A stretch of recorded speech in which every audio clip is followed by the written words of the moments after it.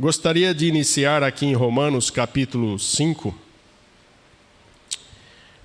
5, verso 1. Justificado, pois, mediante a fé, temos paz com Deus, por meio de nosso Senhor Jesus Cristo, por intermédio de quem obtivemos igualmente acesso pela fé. E a esta graça, a qual nós estamos firmes, e gloriemos-nos na presença da glória de Deus. Mais outro versículo aqui no capítulo 3. Capítulo 3, versículo 22. Romanos capítulo 3, verso 22. Justiça de Deus, mediante a fé em Jesus Cristo, para todos, não é para alguns, mas é para todos e sobre todos os que creem, porque não há distinção, pois todos pecaram e carecem da glória de Deus, sendo justificados gratuitamente por sua graça, mediante a redenção que há em Cristo Jesus, a quem Deus propôs no seu sangue como propiciação mediante a fé, para manifestar a sua justiça, por ter Deus, na sua tolerância, deixado impunes os pecados anteriormente cometidos, e tendo em vista a manifestação da sua justiça no tempo presente, para ele mesmo ser justo e o justificador daquele que tem fé em Jesus. Agora no versículo 29, é porventura Deus somente dos judeus? Não, é também dos gentios. Sim, também dos gentios, visto que Deus é um só, o qual justificará por fé o circunciso, isto quer dizer o judeu, mediante a fé o incircunciso, o gentil. Amém? Oremos. Senhor Jesus, estamos diante da tua santa presença, Senhor. Neste momento que foi nos dado a oportunidade, transfiro e dou a ela a ti, Senhor. Queiras tu falar aos nossos corações. Por isso, Senhor, fale a cada um em suas necessidades, em seus corações e mente. Ajude através da tua palavra, Senhor, este coração ferido, esta alma angustiada, esta pessoa que procura resposta. Queira trazer, Senhor, respostas e sanar todas as dúvidas, porque o Senhor é a sabedoria de Deus e o poder de Deus para curar qualquer coração, qualquer ferida, qualquer trauma. Senhor, eu coloco a todos diante de ti, que os seus corações, mentes e ouvidos estejam abertos para a tua palavra, e que este tempo, esta oportunidade não é minha, é do Senhor. Então nos ajuda, nos orienta, guia os nossos pensamentos, e que nossas expressões sejam pautadas para te exaltar e te glorificar, o teu santo e bendito nome. Amém. Aleluia, glória a Jesus. Eu estava aqui pensando sobre a fé. A Bíblia é tão enfática e fala muito sobre a fé, principalmente quando Jesus esteve em seu ministério terreno. As pessoas que o aproximavam dele, e quando chegava a ele para obter-se cura de suas enfermidades, doenças, Jesus logo dizia: vai, a tua fé te salvou. Vemos inúmeros sinais, milagres de pessoas, homens e mulheres, jovens e crianças, que foram curados instantaneamente pelo poder de Jesus, através da fé que essas pessoas tiveram nele. A Bíblia diz que o Senhor Jesus é o autor e consumador da fé. A fé se inicia nele e termina nele. Glória a Deus. Ele não é um coadjuvante, ele é o autor da fé. E a Bíblia fala em Hebreus 13:8 que Jesus é o mesmo ontem, hoje e eternamente. Jesus é hoje o que foi ontem e será o mesmo amanhã, depois, no fim da sua vida, no início da sua vida. Jesus continua sendo o mesmo. A Bíblia fala que ele é imutável, que ele não muda. E o escritor aos Hebreus disse que é impossível Deus mentir. E uma das coisas é que ele é imutável. Então, esses textos falam de fé, enfatiza a fé. O livro de Hebreus, capítulo 11, é um capítulo dedicado à fé. E ali está falando, explicando o que é fé. Fé não é um pensamento positivo ou coisa semelhante a isso, mas fé é direcionada a um ser, ao Senhor Jesus. Tem muitas fés no mundo, mas a fé verdadeira, a fé funcional, a fé que dá resultado é a fé no Senhor Jesus. Por isso que a Bíblia diz: justificado, pois mediante a fé temos paz com Deus por meio de nosso Senhor Jesus Cristo. E através desta fé temos acesso a Ele. E o escritor aos Hebreus diz que nós podemos entrar na presença de Deus, no trono, no Santo do Santo, a qualquer momento, a qualquer instante. Não precisamos fazer uma agenda, marcar horário ou coisa parecida assim.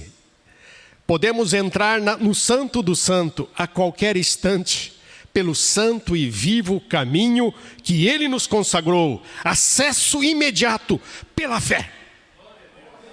Ó Senhor Jesus, amém.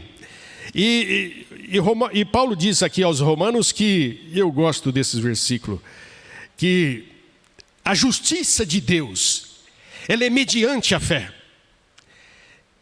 A justiça de Deus é mediante a fé. Isso é profundo e tremendo. Em Jesus Cristo. A justiça de Deus, ela não oscila em algum outro ponto. Ela direciona unicamente a fé em Jesus Cristo. Todos pecaram, diz Paulo, todos pecaram. Todos, sem exceção. O único ser que não pecou foi o Filho do Homem. Foi Jesus de Nazaré. Este não teve pecado algum e nem dolo se achou, nenhuma falha achou-se nele. Ele não vacilou em seus pensamentos em momento nenhum. Ele foi perfeito desde quando nasceu e também morreu. Se é uma pessoa que você deve admirar e crer, é em Jesus Cristo. Jesus não cometeu sequer uma falha em seus pensamentos, em ações e em palavra. Perfeição absoluta. Glória a Deus. E Paulo diz: pois todo pecaram e carece da glória de Deus. E acesso a essa glória você só tem através do Senhor Jesus. Sendo justificado gratuitamente por sua graça, mediante a redenção que há em Cristo Jesus. Não há salvação fora de Jesus Cristo. Não há uma fé verdadeira se não for no Senhor Jesus. E o verso 26, olha que verso lindo. Tendo em vista a manifestação de sua justiça no tempo presente, para Ele mesmo ser justo e o justificador daquele que tem fé em Jesus Cristo. Condenação, justificação e glorificação. Aqueles que têm fé no Senhor Jesus, Deus declara justo. É como se não tivesse cometido pecado algum. Essa é a justiça de Deus. É coisa que você fica perplexo. Vai longe do nosso raciocínio humano. Mas é isso que a Escritura diz. Que Ele é justificador daquele que tem fé em Jesus Cristo. A bondade de Deus e o amor de Deus é imensurável, inexplicável. E a justiça de Deus é baseado no que Jesus fez na cruz do Calvário, derramando o seu sangue, fazendo a propiciação pelos nossos pecados, e os que creem em Jesus Cristo, no seu sacrifício na cruz, Deus declara justo. Amém? E Ele não declara justo somente os circuncisos, os judeus, mas Ele declara justo também os gentios. Aleluia, glória a Jesus. Obrigado, Senhor, obrigado. Muita graça, muita graça. E o verso 30 fala, visto que Deus é um só, o qual justificará por meio da fé o circunciso, mediante a fé, o incircunciso. O Senhor nos justifica, irmão, tanto os judeus como os gentios, pela fé em Cristo Jesus. Isto quer dizer que a salvação é a mesma salvação? A salvação dos apóstolos, dos discípulos, há 2000 anos atrás, é a mesma hoje. O mesmo requisito, isso que eu estava conversando com o irmão lá de Moçambique, tentando explicar para ele que o modo operandi de Deus, da salvação, é única para todos e em todos os tempos. A fé no Senhor Jesus. Por isso que Jesus dizia para a mulher, vai mulher, a tua fé te salvou. Glória a Jesus. Jesus olhava para o Bartimeu, o cego que o clamava. Jesus disse, vai, a tua fé te salvou. Chegou na casa do Zaqueu. O Bartimeu era um mendigo. E o Zaqueu era um homem muito rico. E Jesus disse, convém pousar na sua casa. Porque a tua fé te salvou. E diz que Zaqueu recebeu Jesus alegremente, jubilosamente, toda a sua casa. E Jesus disse, olha, aqui está um filho de Abraão. Porque Abraão é pai da fé. A geração de Abraão é a geração da fé. E estes são destinados à justificação. E não somente a este, mas a todos. Porque não há distinção entre judeus e gentios. Amém? Aí eu estava falando com esse irmão lá de Moçambique e disse para ele, você lembra do ladrão da cruz? O ladrão da cruz. Jesus foi levado ao Calvário, ao Gólgota, e entre dois ladrões, para cumprir-se as profecias do Antigo Testamento, ele foi colocado entre os malfeitores. Isaías 53. Um à direita e um à esquerda. O que estava à esquerda blasfemava e o injuriava. E o que estava à direita, pensativamente, ele dizia para o da esquerda, olha, nós somos malfeitores, estamos aqui pelos que nossos atos, fomos punidos pela lei, pelos nossos atos, mas este homem é justo, e mal nenhum ele fez. Preste bem atenção, é um momento crucial na vida de duas pessoas e de dois destinos diferentes. O Senhor Jesus não pregou nenhum sermão para o ladrão que estava à direita, porque a companhia dos dois era entre os malfeitores. Jesus não operou nenhum milagre na vista deles. O outro zombava até de Jesus, dizendo: se tu és o que dizes ser o Messias, o Filho de Deus, desce da cruz e salva-nos.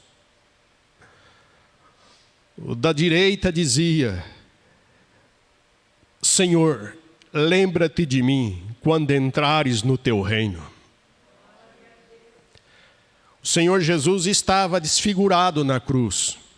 Um manto, uma coroa de espinho, todo ensanguentado. Como que um homem que não andou com Jesus durante a sua vida, seus lugares eram os lugares mais tenebrosos possíveis, e naquele momento ele reconhece que Jesus tem um reino? É algo impactante. Pensa comigo: Senhor, lembra-te de mim quando entrares no teu reino. Um homem que tem uma coroa de espinho, ensanguentado, uma túnica rasgada. Como que este homem pode ter um reino?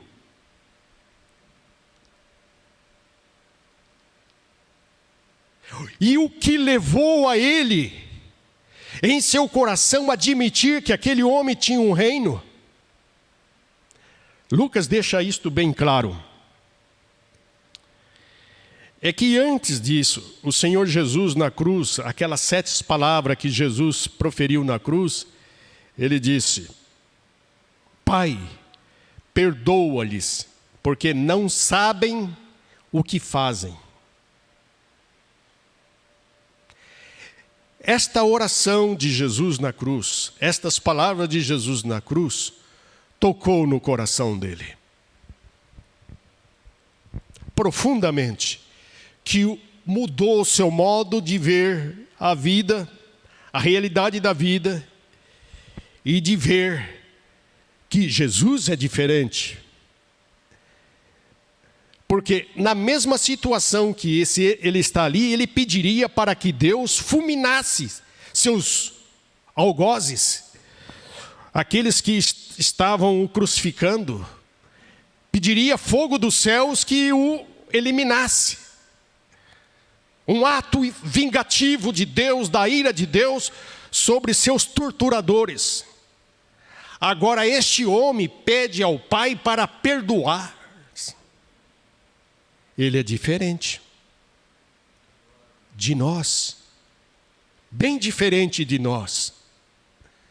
Nós pediria punição, uma retribuição vingativa aos algozes. Mas esse homem pede compaixão, perdão aos que fizeram-lhe tanto mal. Ele é diferente de nós. Então ele tem um reino que não é daqui. Devo lhe dar o meu coração a ele. E isto tocou no coração daquele homem que estava à direita. E aquele tempo escasso, em poucas horas ele estaria morto. Dentro de algumas horas ele estaria morto.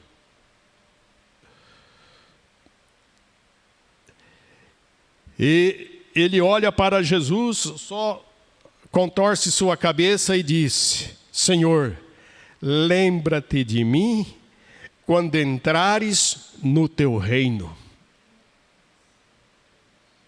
Milagre dos milagres, irmão. É fé, isto é fé. Jesus estava desfigurado,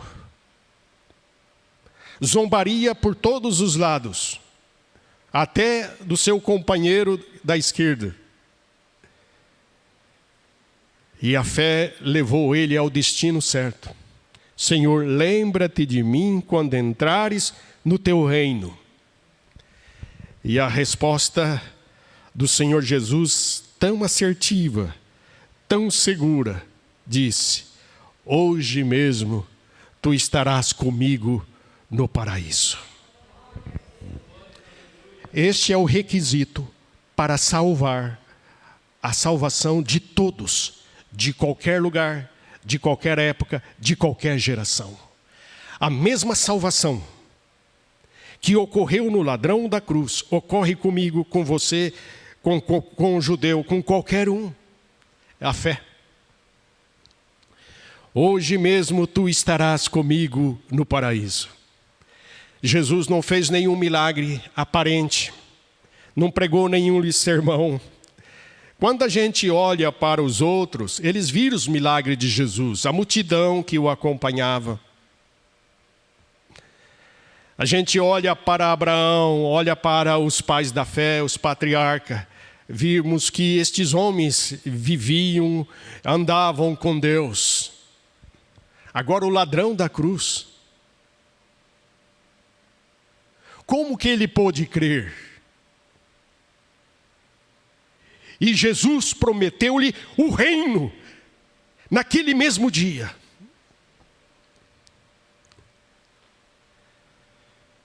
Moody gostava de pregar sobre isso.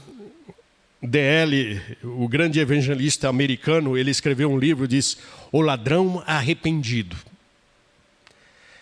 E o ladrão da cruz era o seu sermão preferido.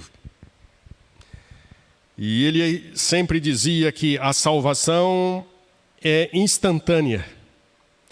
É no momento em que a pessoa abre o coração e aceita o Senhor Jesus como seu único e suficiente Salvador. Tal como aconteceu com o ladrão da cruz. É isto que eu estava tentando e procurando dizer a um amado irmão lá de Moçambique. Dizendo para ele que, até abri as escrituras aqui no livro de 1 Coríntios, capítulo 1, e verso 18, Paulo diz o seguinte: certamente a palavra da cruz é loucura para os que se perdem, mas para nós que somos salvos, poder de Deus. Pois está escrito: destruirei a sabedoria dos sábios e aniquilarei a inteligência dos entendidos. Onde está, ó sábio? Onde está, ó escriba? Onde o inquiridor deste século? Porventura não tornou Deus louca a sabedoria do mundo? Visto como na sabedoria de Deus, o mundo não o conheceu por sua própria sabedoria. Aprove Deus salvar aos que creem pela loucura da pregação. Porque tanto os judeus pedem sinais, como os gregos buscam sabedoria. Mas nós pregamos a Cristo crucificado, escândalo para os judeus, loucura para os gentios. Mas para os que foram chamados, tanto os judeus como os gregos, pregamos a Cristo, poder de Deus e sabedoria de Deus. Você observou que Paulo dizia, Paulo pegou dois tipos de gente, judeus e grego. Dois tipos de gente difícil. Um buscava sinais, tinha que ver para crer. E outro buscava a razão de ser, que é os gregos. E Jesus salva tanto um como o outro. Jesus é o poder de Deus. É a sabedoria de Deus. E Paulo dizia o seguinte: visto visto como, na sabedoria de Deus, o mundo não o conheceu por sua própria sabedoria. Aprove a Deus salvar os que creem pela loucura da pregação. Sabe o que isso quer dizer? Você não precisa fazer penitência, você não precisa fazer algum tipo de ritual para ser salvo, para encontrar a Deus, para se aproximar-se dos céus. Você não precisa chegar a Jesus por algum intermediário ou algum outro mediador. Você não precisa nada disso. Você tem o acesso livre para chegar diante de Deus a qualquer momento pela fé no Senhor Jesus Cristo. E Paulo dizia mais: aprove a Deus salvar pela loucura da pregação. Isto quer dizer, no momento que você está ouvindo eu falar de Jesus para você, e se o seu coração crer que Deus o ressuscitou dos mortos, diz a Bíblia, você será salvo. Porque com o coração se crê e com a boca confessa. E a Bíblia diz, e todos aqueles que invocar o nome do Senhor será salvo. É isto que o ladrão da cruz fez. Ele invocou o nome do Senhor Jesus nos momentos finais da sua existência, da sua vida, e foi salvo naquele momento. E o paraíso lhe foi a sua recompensa. Eu estava falando para um pastor, olha, nós estamos no quanto o senhor está num culto. O senhor faz uma pregação do Evangelho. E aquela pessoa recebe o Senhor Jesus com o coração sincero, pela fé. Faz a sua confissão. Esta pessoa deixa a igreja. Ao cruzar a rua, vem um carro e atropela. E esta pessoa vai para o céu ou não? Esta pessoa estará salva ou não? É isto, pastor. É isto que Paulo estava ensinando. Aprove a Deus salvar os que creem pela loucura da pregação. Não precisa nem chegar em casa. A pessoa creu em Jesus, e se lhe der um ataque do coração fulminante, e essa pessoa partir para a eternidade, ela já vai com a sua salvação garantida. Imediatamente. Tal como aconteceu com o ladrão da cruz. Você não precisa nem se membrar, nem se batizar. Vai direto para o céu, crendo no Senhor Jesus. Amém? Esse é o poder do Evangelho. E Paulo chega a expressar que no capítulo 1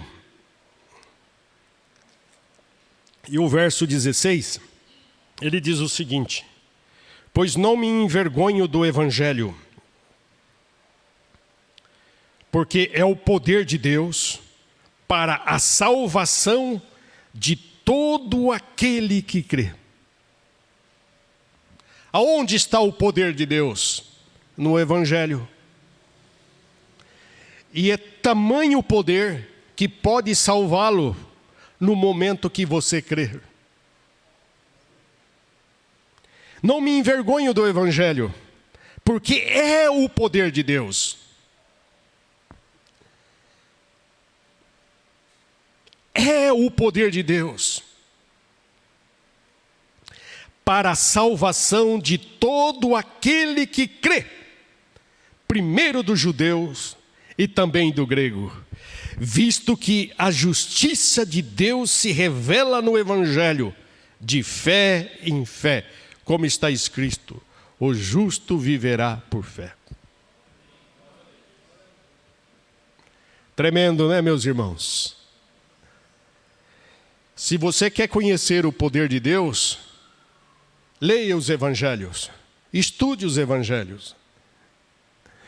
O poder de Deus não está em você ir ao monte. Quero conhecer o poder de Deus. É o Evangelho, meu irmão. E é tão poderoso que pode salvar-lhe a sua alma. Tal como aconteceu com o ladrão da cruz. É um poder tão grande que arrebenta a sua incredulidade. e coloca você de joelho diante de nosso Senhor Jesus Cristo, e você entregando a sua vida a Ele. Amém? Uma vez um pastor estava dando um testemunho, e eu fiquei prestando atenção no testemunho que ele estava dando. A igreja onde ele estava ministrando fez um culto evangelístico. E ali fruiu muitas pessoas naquele culto. E no final ele fez o apelo, aquela chamada do altar para as pessoas virem à frente, entregar suas vidas ao Senhor Jesus. E depois que o pastor pregou e falou, chamando aquelas pessoas, aí ele falou: agora vocês levam Jesus para as suas casas. Naquele apelo, veio um senhor moribundo, ele estava totalmente embriagado, bêbado, mas ele foi à frente. E recebeu a oração e foi embora. Ao sair da porta da igreja até a sua casa, aquele homem que estava embriagado, ele foi falando sozinho. Mas ele não estava falando sozinho, ele estava falando: Jesus, eu estou te convidando para o Senhor ir na minha casa. O Senhor vai pousar na minha casa hoje. Bêbado, ele estava totalmente bêbado. Aí ele chegou na sua casa, ele era um homem violento, ele tinha uma filhinha, e a esposa viu, tinha algo diferente. Ele chegou e falou: olha, Jesus vai pousar na nossa casa hoje. Ela não estava entendendo direito. Prepara aí a cama para Jesus dormir, que Jesus vai dormir em casa hoje. Ela não questionou, foi lá no sofá, preparou, pôs lá o travesseiro, pôs lá a coxa, o lençol, tudo certinho, e falou: tá bom assim? Tá. Aí falou: Jesus, pousa na minha casa hoje. E foi dormir. Ela falou: tem alguma coisa diferente acontecendo na vida dele.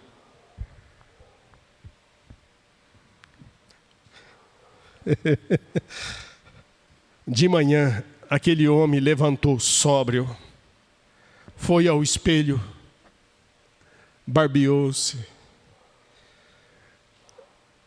tomou seu café da manhã com a esposa, um semblante radiante, diferente de outrora como era.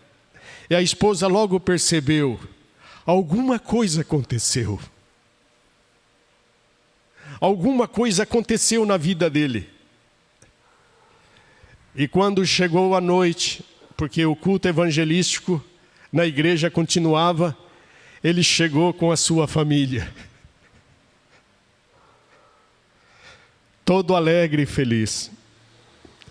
Porque Jesus não somente tinha entrado na sua casa, mas tinha entrado na sua vida. É o poder, irmão, é o poder da fé em Jesus Cristo. Como transformar a criatura humana, um indivíduo. Só Jesus pode fazer isso. E Ele continua a fazer aos que creem. Por isso que Paulo diz: aprove a Deus salvar os que creem pela loucura da pregação. Eu desejo também que você, nesta noite, deixe as dúvidas, os questionamentos de lado e abra o seu coração e aceite o Senhor Jesus pela fé. E seja um jovem feliz, uma mulher feliz, um homem feliz, nova criatura, e venha desfrutar das promessas de Deus e a certeza da vida eterna que Ele garante. E Deus vai declarar você justo por ter fé em Jesus Cristo. E o céu vai ser um acesso direto para você, em qualquer hora, em qualquer momento.